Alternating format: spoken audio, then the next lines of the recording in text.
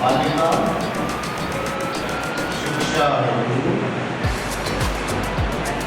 जब तक शिक्षण व्यवस्था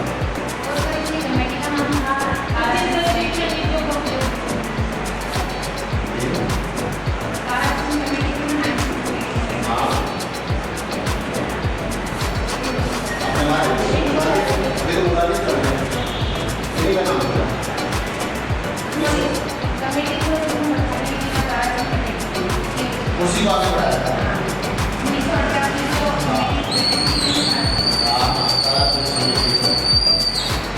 1948 को आगे बढ़ाते हैं। 1952 में डॉक्टर लक्ष्मण स्वामी गुदादी की अध्यक्षता में ये माध्यमिक शिक्षा आयोग का गठन किया गया। तो कब किया गया? 1952।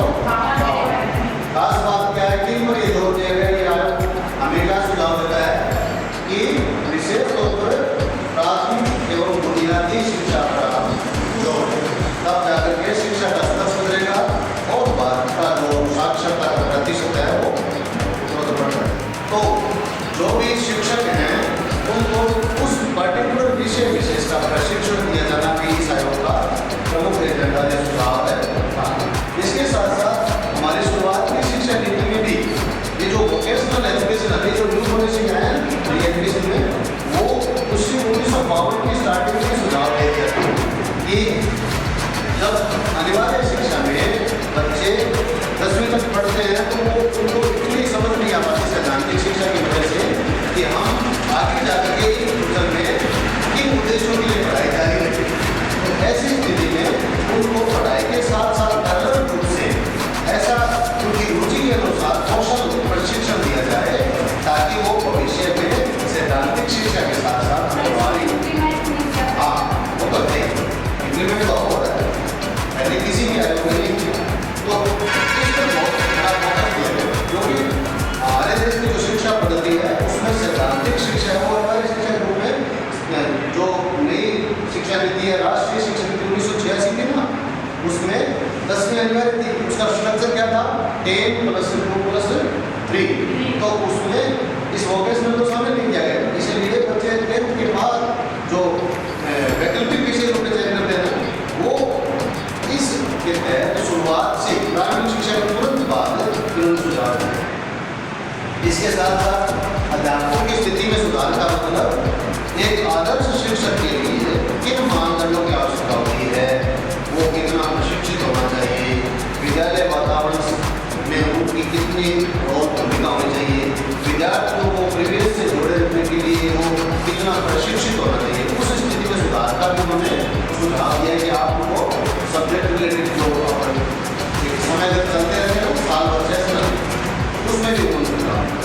इसके अलावा एक चीज कहा है कि शिक्षण में टीचिंग में प्रायोगिक प्रणाली को प्रदान करें क्योंकि ये इससे जुड़ा हुआ है वोकेशनल से। जब तक हम किसी भी बात को काम को लर्न करते हैं सीखते हैं और उसको सीखने की जो स्टेज है हमें जाना है नॉलेज कॉम्प्रिहेंशन के बाद एप्लीकेशन। एप्लीकेशन का मतलब अनुप्रयोग यानी करके सीखना जानना। और जिसमें ये प्रणाली है ये जो मेथड है ये जो तरीका है वो हम समझते हैं कि जब प्रैक्टिकल करवाते हैं तो वो चीज़ें हमें वो याद हो जाती नहीं हो जाती। तो वो इन्होंने सुझाव दिया है कि इस प्रणाली को भी आप इसमें लागू करें।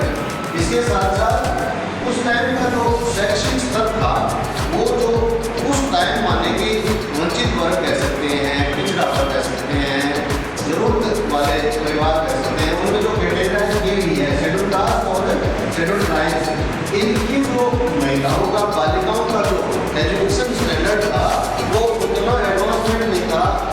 सामान्य परिवार सामान्य स्तर पर नहीं होने की वजह से उन पर विशेष जोर दिया गया कि आप जैसे भी कोई स्कीम चलाएं प्रावधान करें बालिकाओं को आगे लाना बहुत जरूरी है। ऐसी ऐसी घटनाओं में विशेष बल दिया गया। निश्चित समय आपकी भी पूरा होना चाहिए। अगर आपका पर्टिकुलर एक निश्चित समय में पढ़ा नहीं है तो हम लोगों के बार बार उसकी पुनरावृत्ति या उसका बार बार अभ्यास हाथों से नहीं करवा पाएंगे। तो सबसे जो जरूरी चीज है वो आपका एक निश्चित समय में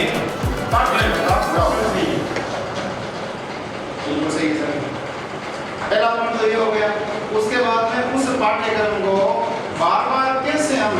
बच्चों को याद करवाएं, पुनरावृत्ति या सियाम लोग ना कह सकते हो, इस प्रकार से जो शेर जिसको जंगल का राजा कहते हैं, हालांकि वो कोई शरीर में सबसे बड़ा नहीं होता है, उससे भी काफी बड़े जानवर होते हैं, हाइट के अनुसार जिराफ को देख लो, हाथी को देख लो, लेकिन वो जंगल में जहाँ भी घूमता है वो सियाम लोग को मिलता है, अवलोकन करता है कि कहीं कोई कमी तो नहीं रहेगी, कोई नया शेर तो मेरे इलाके में नहीं आ गया। तो एक अच्छे शिक्षक को हमेशा ही एक शेर की तरह बार बार जो गलत पाठ बना दिया मसीहा करना चाहिए।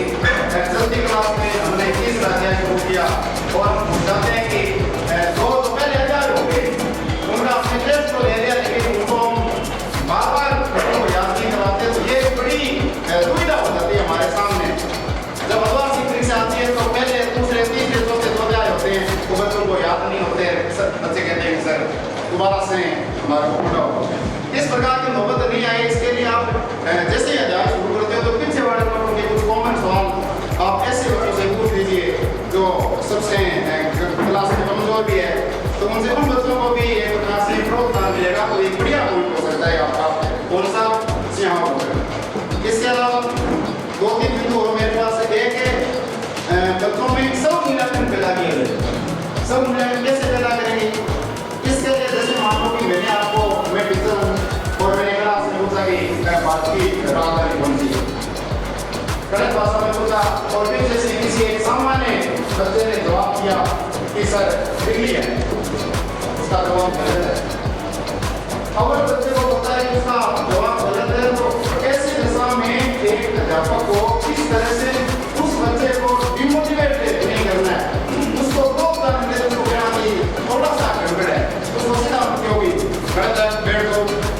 ऐसी दशा में आपकी क्लास में वो बच्चा कभी भी खड़ा नहीं होगा, आपसे कभी सवाल नहीं पूछेगा, वो मध्यम दर्जे का बच्चा है, वार्षिक परीक्षा तक आते आते वो बच्चा एकदम नीचे वाले दर्जे पर चला जाएगा।